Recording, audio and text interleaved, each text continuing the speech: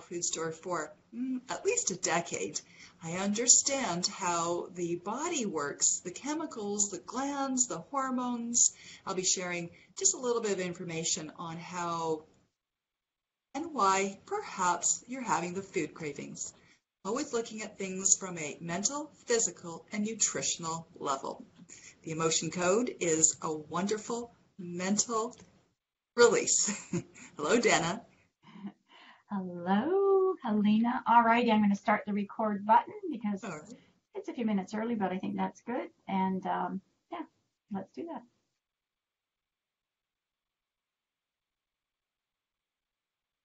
I'm Dana J. Smithers, one of the Emotion Code Divas.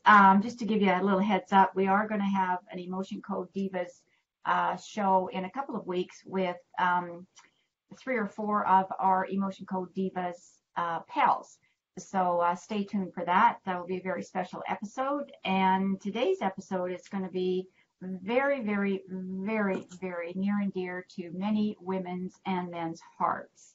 So this whole month of May, we're dedicating to talking about weight and releasing it, how the emotions get trapped, what happens when they get trapped. And Helena, as a clinical hypnotherapist, has lots and lots of tips and information about how to deal with that from that level, but also we are certified emotion code practitioners, so we'll be talking about that. So the intention of our show, which is weekly every Wednesday at 9:30 Pacific time, is we like to give you an educational segment. We hope we inspire you, and then we heal and release trapped emotions from one of our viewers. And usually at the end of each show, we let you know what's going on next week, and so we ask for a viewer to step up, and then we have some conversations with them. So on today's show, we have another Emotion Code Diva, Debbie Talbert, and Debbie's going to be putting some comments in there about some food cravings that she has. And we all get them, and Helena is going to explain why you get them. So let's move on to the other Emotion Code Diva, Helena Jehnichen. Hello, everyone. I'm Helena Jehnichen. I'm a certified clinical hypnotherapist and also a certified emotion code practitioner.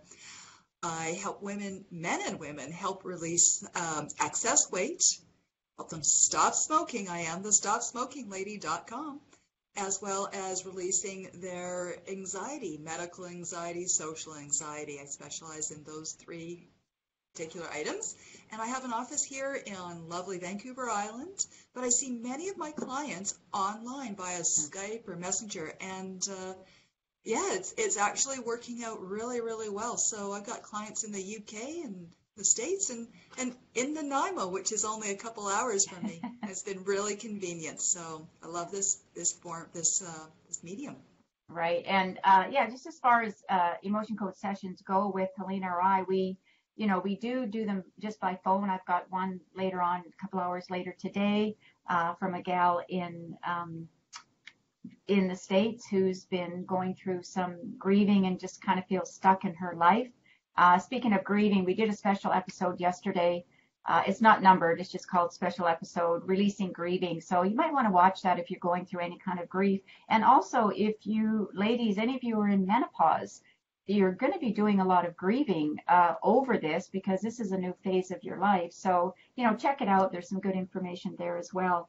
But so we can do them by phone. I have some clients that I've started to work with, and they'll just email me. And I think you have the same, Helena, where we're going to go through how can we do that? What are the steps that we need to do it? But we can do that, or I've done some lately on FaceTime, Facebook chat. So it doesn't matter. We're accessible, and we both have clients all around the world. And that's our mission, is to help heal and release trapped emotions in men and women so that you can feel better in life. And so let's just talk a little bit about our training and what the process is. If you're a first-time viewer, love for you to say hello to us and share this as well, as this is a fairly new show this year. We just rolled it out this year, and we're looking for viewers, and we believe we have a lot of value and inspiration to find other people, because we're all going through the same things in life, right? All right. So Helena and I are both trained by Dr. Bradley Nelson, and this is the Emotion Code book that is kind of like the Bible of the Emotion Code. We are certified and have gone through a training program of working with over 30 clients and working through emotions and also animals. So I particularly like to work with dogs and cats. I've been working with some abused dogs and just getting them to feel less scared, and a lot of abandonment and betrayal emotions come up. And yes, of course, animals have emotions and they have trapped emotions as well. So Helena, let's go ahead through the steps that we do. So if somebody's emailing us, we first of all must have their permission. Yeah. So what does that mean, Helena? Well, permission means that they actually have to ask for our help, and we ask for permission that we can do the work, do the emotion code process on them.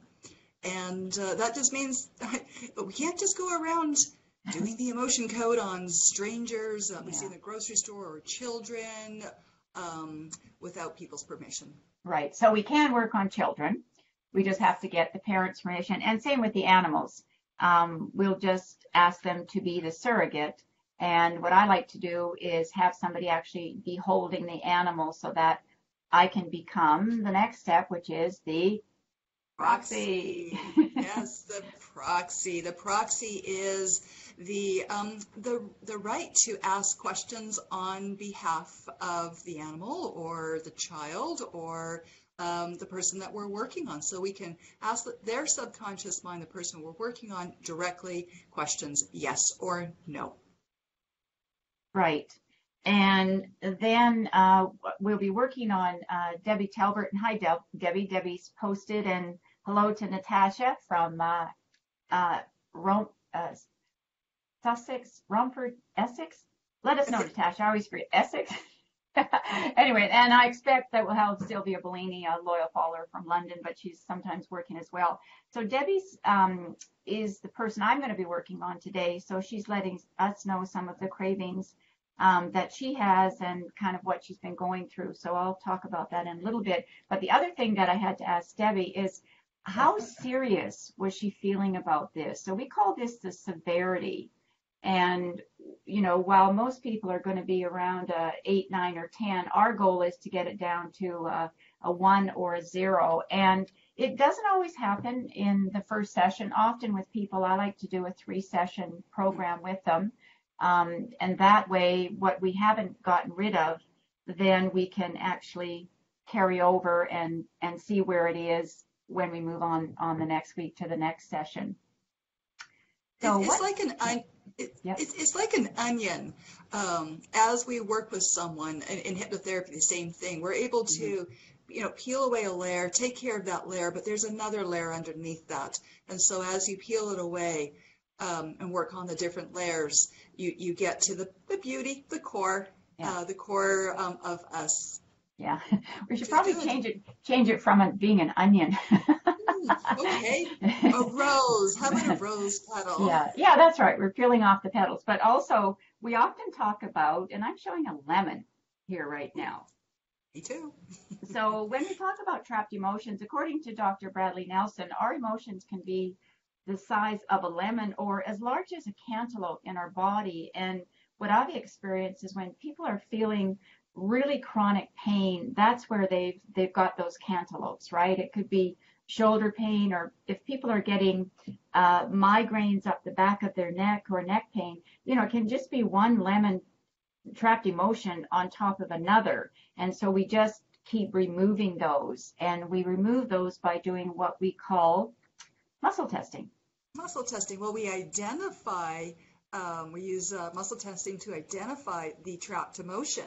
And my muscle testing looks like this. I've agreed with my subconscious mind to give me yes and no answers when I do this. I link my fingers together, and if the answer is a yes, my fingers are stuck together.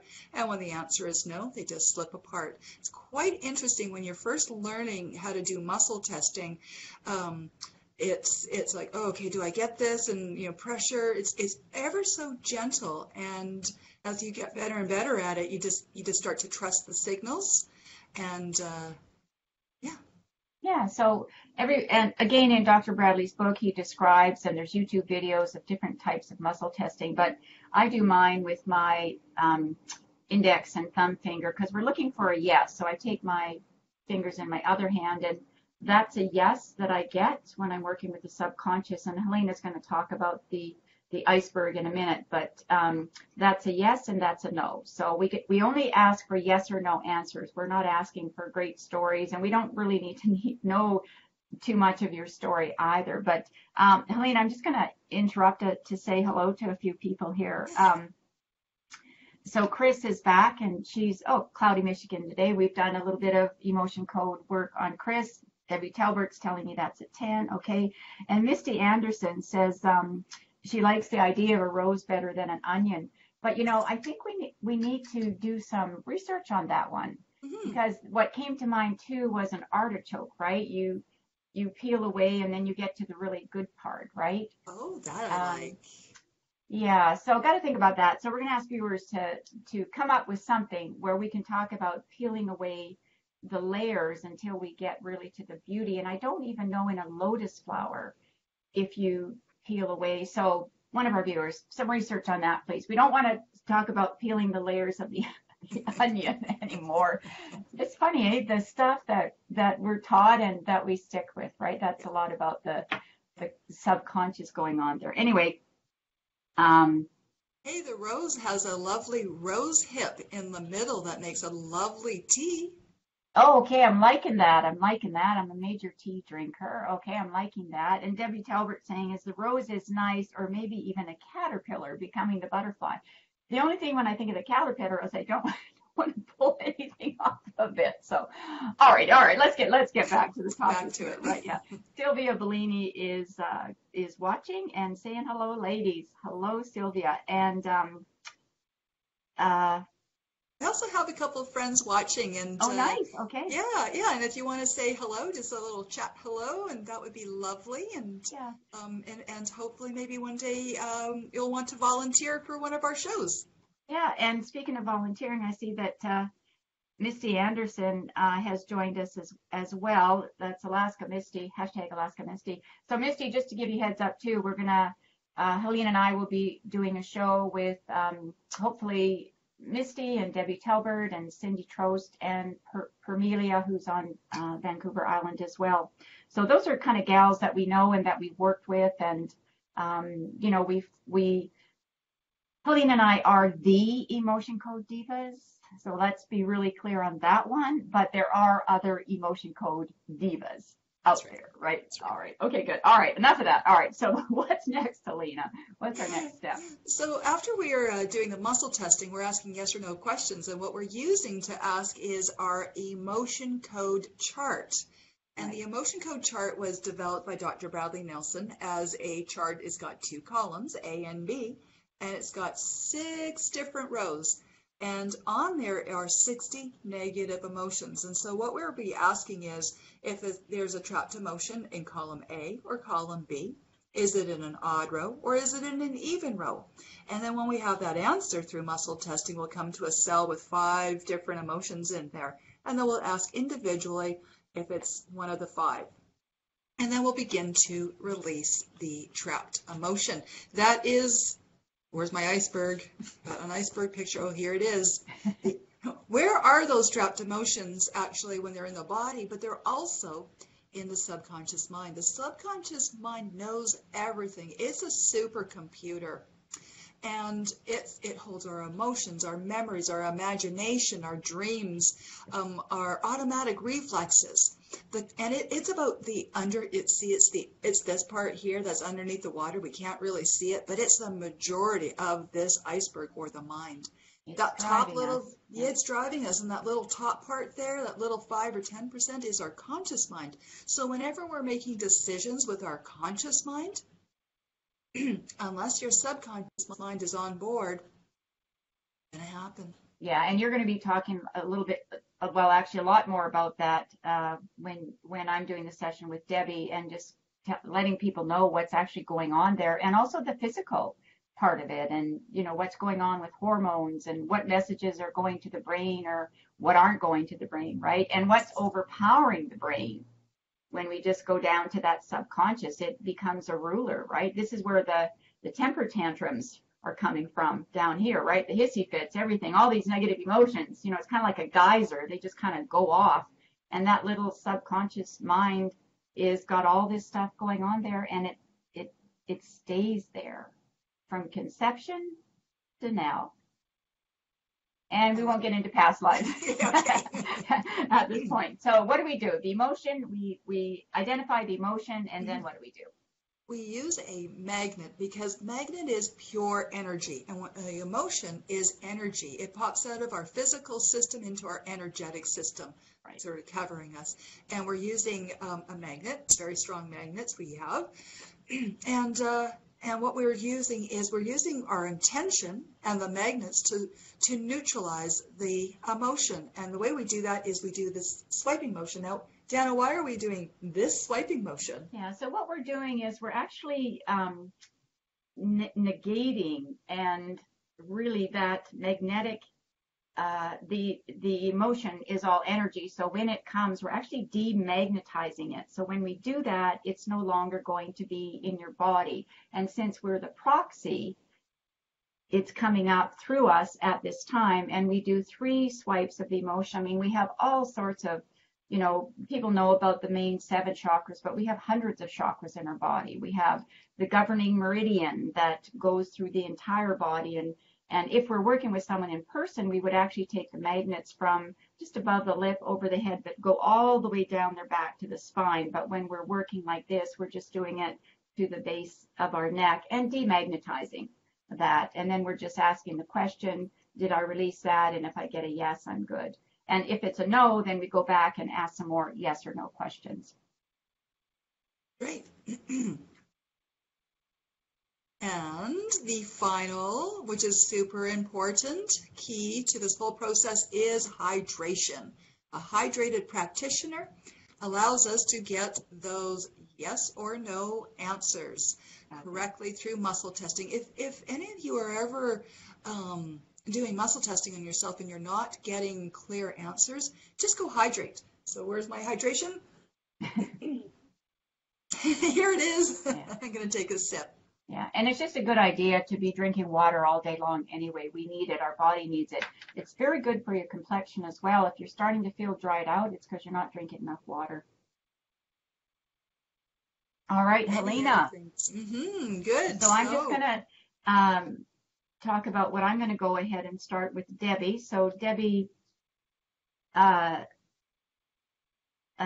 has given us information. There's information in there. So Debbie says that right now she's got these cravings, and she kind of feels like a 2-year-old wanting to have a temper tantrum, and it's like, no, I can have that food. And then she's got this mind freak going on of, well, it's not fair. Why does this have to be so hard? I don't want to have this food, but I'm having it. And the reasons that we're having those cravings are mainly because we're looking for that high.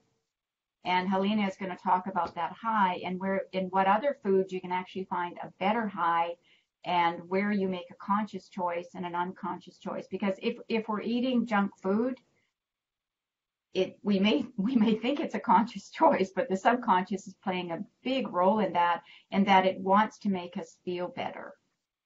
And we can have a really short-term high, but the negative feelings and the way we feel after is never worth it. And then we guilt ourselves, and why did I do that? And I should know better, and I'm worthless, and I'm useless, and blah, blah, blah, blah, blah, blah. So I'm going to go ahead and work on Debbie. I have her permission. She said that her severity is at about a 10 with these cravings. So, and right now she's craving chips, cookies, and cake. So I'm going to work on those. And I'm also going to do a little bit of inner child work here. I just want to see when this emotion got trapped in Debbie. So, and see if I can find out, was there a specific person or just kind of what was going on there. So, Helena, I'm just going to unplug, and I know you've got a lot of great information today. I will watch the show after as well, because I know the stuff that you share is really great. So Oh, thank you. See me in a bit, and I have Debbie's permission to do this. Yeah. Alrighty.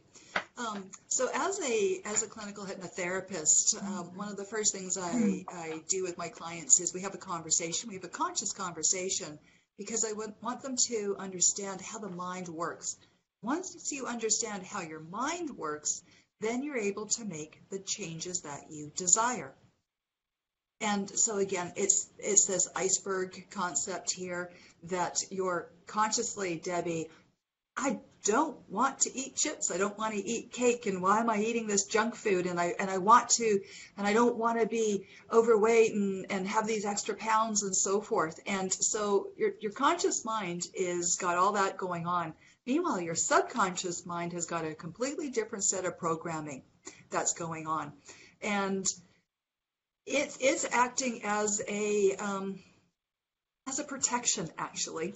You see, a long time ago, when we were younger, up until about the age of 8 or so, we were actually all in the subconscious mind. We were highly suggestible. We were more in a hypnotic trance. And so children these days, actually always, are up until that age, are in a hypnotic trance. They're being programmed to be who they are later on in life. So I'm going to just jump to this particular book here. And it's called A Smart Woman's Guide to Weight Loss. And I prefer if it would have said A Smart Woman's Guide to Weight Release. Who wants to lose anything? Because we're always going to go find it. So this is by by Lorna Vanderhaeg. She has a whole line of nutritional products. She's Canadian, and she's really very good because she writes these lovely, easy to read books so you understand what's going on. But one of the sections in here is about emotional eating. And what she's saying here is scientists have yet to discover the obesity gene. And once found, it may take decades to crack the code. But we already know that obesity and a tendency to be overweight can be inherited, interesting, and rooted in behavior we learn from our families. So if you know that you have a family history of gaining weight or having excess weight, diabetes or disease, you'll want to ensure that you eat differently. And that's now where the conscious decisions have to come into place. When you're shopping, consciously choosing the foods that you're bringing home, consciously choosing the foods that are in your cupboard. And that's step one. But these patterns of choosing the feel-good foods, the cakes, the cookies, the chocolate, the pop, anything with sugar, carbohydrates included, we learn those behaviors very early on. You know how it is. You come home from school, it wasn't so good. Here's a cookie. Here's a peanut butter sandwich with jam. That's what we used to get. And it soon developed, oh, that feels better. Why? Because of the chemical reaction in your body. Sugar stimulates a very short-term feel-good feeling. It stimulates the serotonin levels in our bodies. And when we're not feeling good, or let's say we're depressed, or we've had a diet high in carbohydrates and sugar, our serotonin levels will be naturally low, constantly looking for the high. So we reach for the sugars, the carbohydrates, and it will give you a quick little spike, make you feel good, and then it lets you down. Oh, I don't feel so good again. Oh, I better have something quick. So we learned this early on. Have some sugar, have a treat, have a birthday cake, go to a party, have some alcohol, not when you're younger, but when you're older. But it's all about the reward system. Feel bad, have something that makes you feel good. So later on in life, this happens with my smokers. They often start smoking when they're in their teenage years, and they've associated smoking with feel good because they're smoking with their friends. They're feeling cool, they're feeling rebellious. And then so later on in life, when they're feeling stressed, lonely, angry, or tired, frustrated, all those different emotions, what do? They reach for the cigarette. Feel good. Somehow in their subconscious mind, they've got the connection still, have a cigarette, feel good. Or when we're having the food cravings, it's have some cake, feel good. Have a glass of wine, feel better. I'm stressed out, have another drink. Have the potato chips.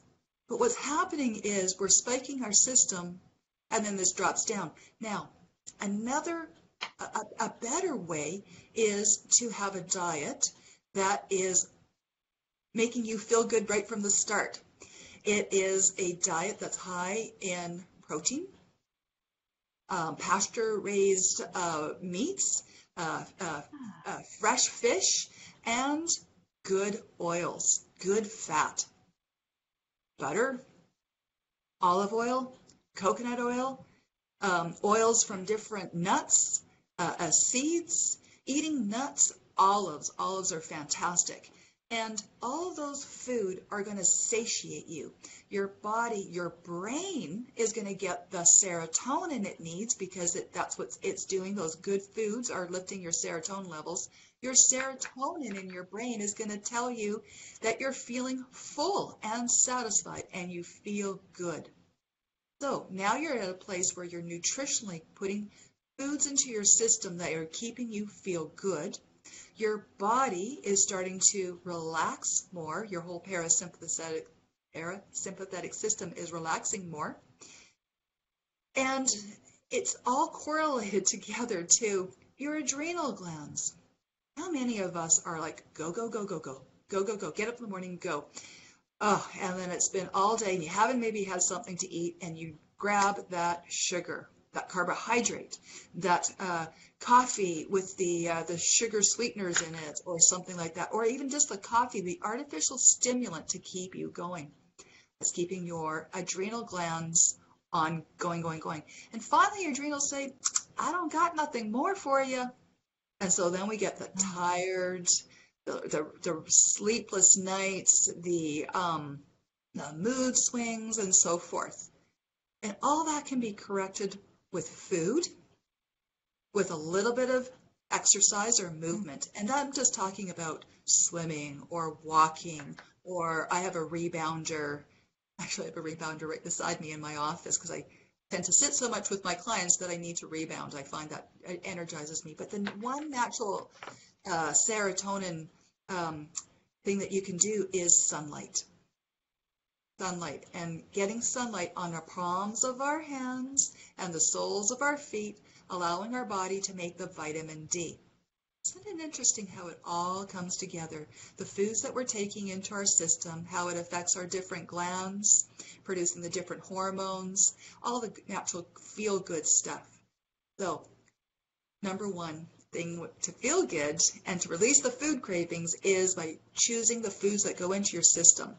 The protein-rich foods, the good fats. I love in the morning, I have a water processed decaf coffee with a shot of MCT oil or coconut oil.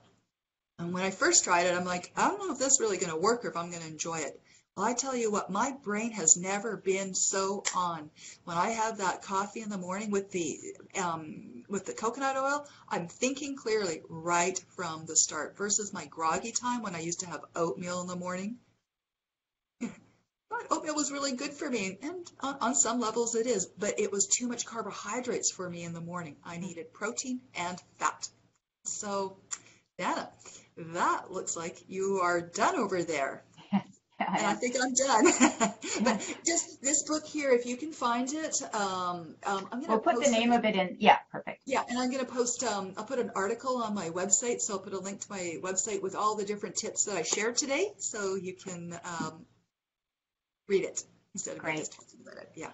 Excellent. Yeah, so very interesting. While I was working on Debbie, so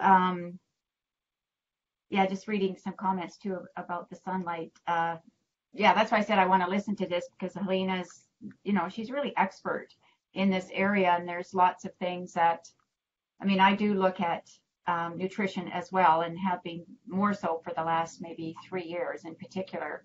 But it's interesting what you say about oatmeal, because a nutritionist that I worked with said that, oatmeal, even a naturopath, that was one of the best things to have in the morning. And when I have oatmeal, I don't have sugar on it, and sometimes I don't even have milk. But I often make it for my husband just to make sure that he's had something. But yeah, protein is absolutely key, and the good fats, right?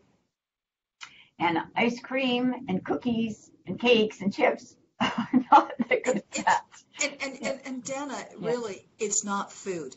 Yeah. Most of that stuff is not food. There's trans fats in Yeah. there. There's And the amount of sugar, right? Look at anything that this is totally an aside, but this is what we do on the show. But I used to really like gin and tonic in the summer. In sunshine, it was always kind of one of my favorite drinks. But one day I just happened to be looking at the reading the labels, because I do that, and I go, 28 grams of sugar in tonic water that doesn't even taste sweet, right? So I just stopped that immediately, and it's just like, wow. So, we're constantly reading sugar is in everything, and particularly white sugar, right? So, yeah. Well, it's sometimes it's corn syrup. It's even fructose and sugar in juice. So like, oh, I'm having pure orange juice or pure apple juice. Imagine how many apples have to go into a glass of juice. It's like 2, 3, 4 apples into a glass of juice.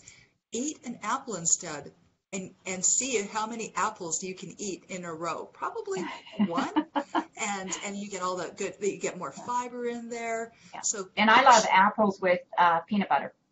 And I use natural peanut butter. It has no sugar in it. Adams is my favorite peanut butter. Just put a bit of that on as a snack. It's really good and very filling, very satisfying. All right, let's get to these trapped emotions for Debbie here. Debbie's just making the comment that I totally was aware these are not food. However, I knew it was because emotions, because the grabbing of the stuff was so automatic and soon consumed, right, before you even realize it. And that's what happens, right? It's the conscious mind, the subconscious just takes over, right? It's a bigger part of the iceberg, and it rules us until that little bit of that mindfulness comes in. Anyway, I'll just tell you the emotions that I released for Debbie. So the first one was anxiety. The next one was vulnerability. And Debbie made a comment in here about going to her grandma's, and when she was not allowed to have ice cream at home, but she could have it at her grandma's. So the age is 3 to 5. Okay, well, the ages that came up for me, 3, 4, and 5. And those and that, Dana, is the programming period. That's when the children are in that hypnotic state, and the information and the feelings and the memories are all going into the subconscious mind. And so we're acting as 3, 4, and 5, 6, 7, 8-year-olds. Yeah, exactly. So anxiety and vulnerability came up at 3, 4. And when we get an age, as emotion code practitioners, Dr. Brad said it can be a year before or a year after. So Debbie's came at 3 and 4. Overwhelm came at the age 9 and 10. Worthless, 7 and 8. Terror also came up at the age 3 and 4. Creative insecurity was a trapped emotion, but there wasn't any age to it. And then anger came up at 9 and 10. And then, what we do is we're asking the subconscious, are there any more trapped emotions that need to be released at this time to release these sweet cravings from Debbie? And when I get a no, then I just stop, because that's the subconscious telling us that that's enough processing. If we were doing a longer session, we might move on to a different topic. But since we're doing, short sessions here, we do it that way. And when we get the no, it just means that some processing now needs to take place. And that could be in the form of, maybe even going for a walk. It might be having a little nap. It could be feeling like lighter is usually the one we always hear, Helena, when we do sessions. People just feel lighter. And I think they feel lighter because they've asked for help, right? They've set that intention.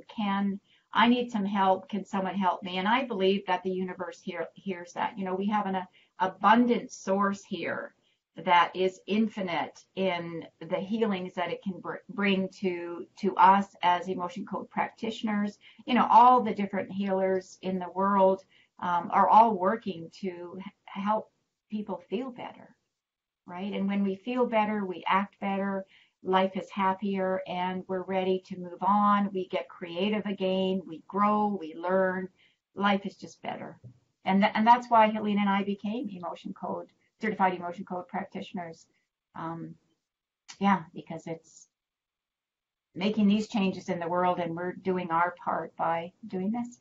And I became an emotion code practitioner because I benefited so much from when we Dana, you're my coach, my business coach, and I remember I didn't want to do some tasks. I couldn't do the tasks, and you said, let's do an emotion code session. I'm like, well, what's that? And immediately the changes in my attitude towards to completing these tasks were amazing. And then our friend Michael Ozier did a session on me, release my my habit of drinking Tim Hortons extra large hot chocolate. And it was amazing. I didn't know about that one. Oh, did you? Oh, yeah. So he did that, and I was drinking them every time I got in my car, habit, and drove up to Nanaimo, which is about an hour, and then every time I drove back. So that was like 3 or 4 times a week, extra large Tim Hortons hot chocolate. I don't even know how much sugar was in that. Oh, yeah. And that's since September. Tim Hortons hot chocolate sits in our cupboard because my husband likes to drink it, and it's like chocolate's not even in my closet, like in my food cabinet. It's like I don't see it, but yet it's there. Yeah, it's interesting. And also too, we're not negating the fact that if you are living with someone, whether it's a spouse, partner, whatever, or you have children, or just somebody, roommate or whatever, that they could have foods in there that at one time are tempting to you. But I really do believe that once we've released some of these emotions around specific foods as well, that, as Helena said, they're there, but you don't even see them. It's like, oh, how long have these cookies been here, right? It's no longer in my conscious mind because my subconscious mind has released it. Yeah, so we're not looking for that. But, it's not to say that, you're not going to have episodes or times in your life when you are going through maybe some kind of trauma or something where you're not going to reach for those comfort foods. Most likely you are. And I talked about these yesterday in the episode on grieving. Go ahead and have them. Chances are if you're someone that used to sit and eat a box or a bag of chocolate chip cookies, you're not going to do that. You might have 1 or 2 or something, and then just put them away, and then just trying to deal with your feelings. And what I try and do when I have a negative emotion is try and think about, well, what's the opposite of that? And this morning I was doing, because I was still thinking about grieving from yesterday, that I was grieving over one of my cats, Katie, who was 15, that got sick, and I had to send her off to heaven, and it was just so painful for me. But the emotion that I had this morning was, yes, I saw the grief, but oh my goodness, I felt the love that I had for 15 years for Katie. I mean, it just sort of opened up my heart, and I didn't feel the grief anymore. So we can change our emotions, and that then becomes that top of that iceberg, right? Where we're conscious. The same with food. We can reach for something. And if you're going for the chocolate bar or the apple with peanut butter, think about which one would be better for you. Yeah. Dana, how long ago did your cat go to heaven? Katie was June 9th, 2015.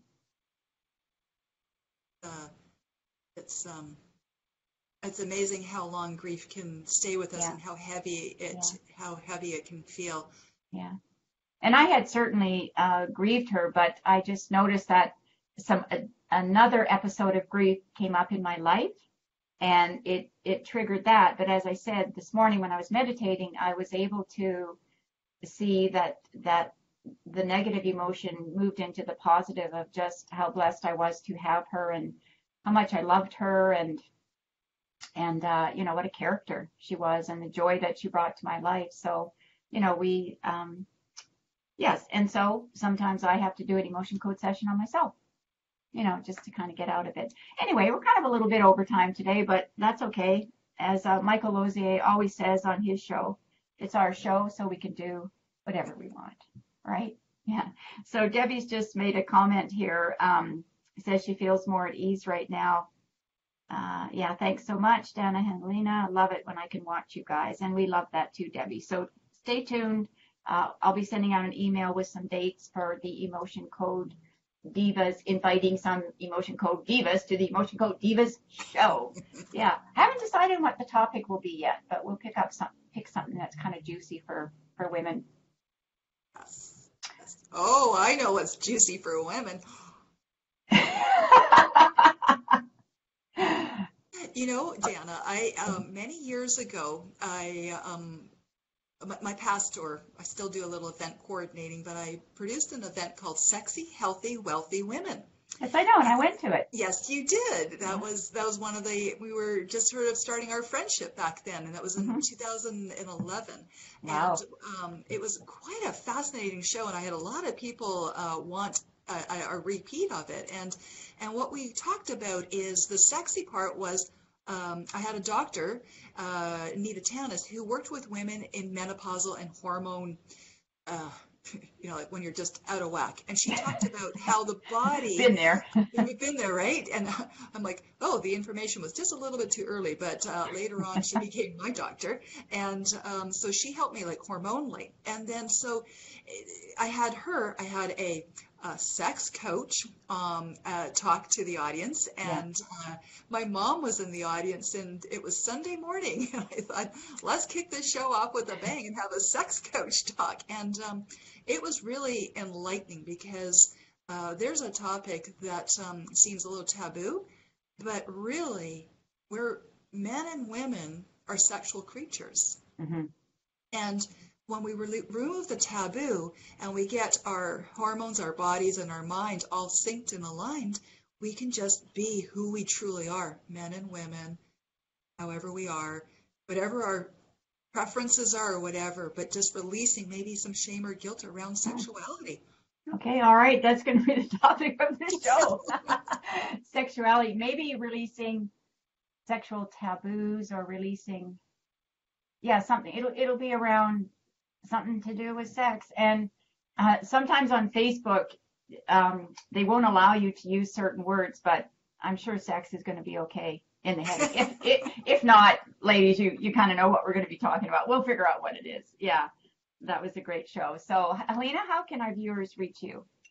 Viewers can reach me through my website, my hypnosis website, which is flourishhypnosis.com/emotion-code.